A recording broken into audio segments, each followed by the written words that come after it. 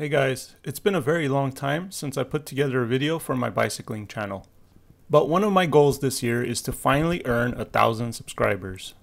And so I'm planning to make a series of videos in the coming weeks to try and kick my channel back to life. Recently, I have come across a couple of old working bikes, one of which I will be restoring back to full greatness. But I'm not going to stop there. I'll be converting it to an e-bike.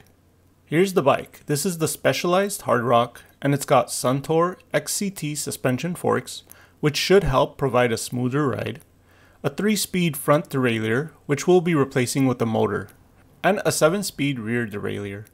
With the help of a motor, these 7 gears will be plenty to extract the full potential of the motor. This bike has disc brakes, which will also allow us to slow down quickly.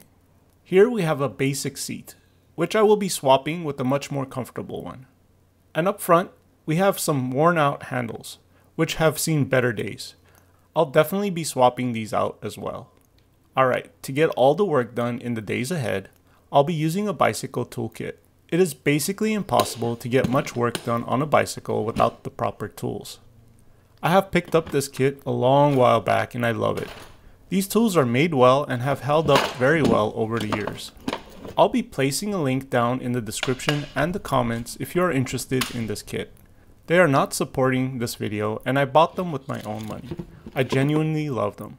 And if you purchase them through my link, I'll be getting back a little something, which helps support my channel. I'll also be using my basic bike repair and maintenance stand over here to be able to comfortably get all this work done. Alright then, let's clamp this bike up onto the stand and take a closer look. First off, I want to make sure the derailleur does not have any problems. I'm going to go ahead and work it from the first gear to the last gear to see if it's going to shift smoothly or not. It looks like it's skipping gears and not really shifting smoothly at all. The first thing I want to do when making adjustments is to put it on the highest speed, which is the smallest gear on the cassette. In this case, it's very loose. As you can see, I can apply some pressure and bend it with my finger. Normally, we can make small adjustments to this wire and tighten it up by twisting this nut on the shifting lever. The more you loosen it, the more tighter it should become. Once it's tight, I can stop twisting it. Note that if it's crazy loose, you'll need to instead unscrew this bolt here and pull the wire tight from here instead. Okay, now it's tight. Let's see if it's enough to get the shifting to work. Oh yeah, it's definitely working much better now. Although I need to still make minor adjustments to get it to be just right.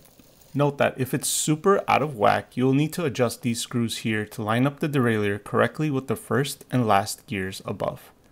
Luckily, I did not have to do that in this case. And it's the same story with the front derailleur.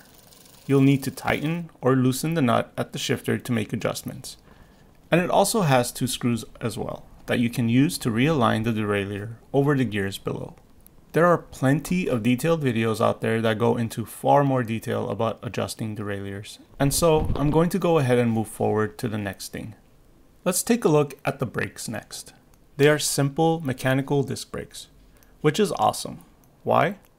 Well, because it will be super easy to replace these brake levers with the special ones that normally come with the e-bike conversion kits. And the rear one seems to be working just fine. The wheel spins freely when the lever is released and stops perfectly when it's pressed down. The mechanism feels smooth and does not get stuck. Unfortunately, there is some surface rust on the brake disc. I'll definitely be removing that in a future video. The front brakes also seem to be working fine. They move smoothly and the wheel spins and stops when the lever is released and pressed. So luckily, we don't have to do much with the brake systems. Another thing to pay attention to is the chain. It definitely needs to be cleaned and re-lubed, but it does not seem like there's much wear or rust on it. And another awesome thing is the previous owner has installed a removable link on it already, so it will be easy to remove and put back on. One of the first things I noticed on this bike was that the air valve was missing from the rear wheel.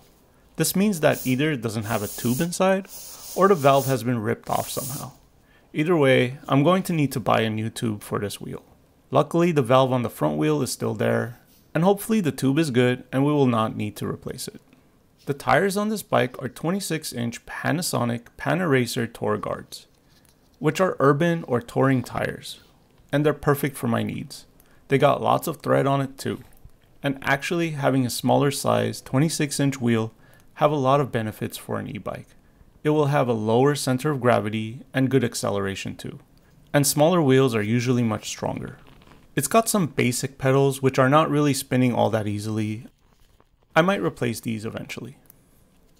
Also, it's got a kickstand installed right here. This is nice, but it will get in the way of installing a motor. I'm going to need to get a rear mounted kickstand instead. One other good thing is that the shifting and brake lines are mounted on the top tube, leaving the bottom tube smooth and wire free. This immensely helps with mounting a motor down here. And the front forks have some surface rust. I'll need to clean this and probably will take it apart and re-grease the insides as well. There's quite a lot of work that needs to be done with this old bike to get it back to smooth working order. So please subscribe and stay tuned. I'll be regularly releasing videos as I work on this bike and turn it into the best commuter e-bike for me. And thanks for watching.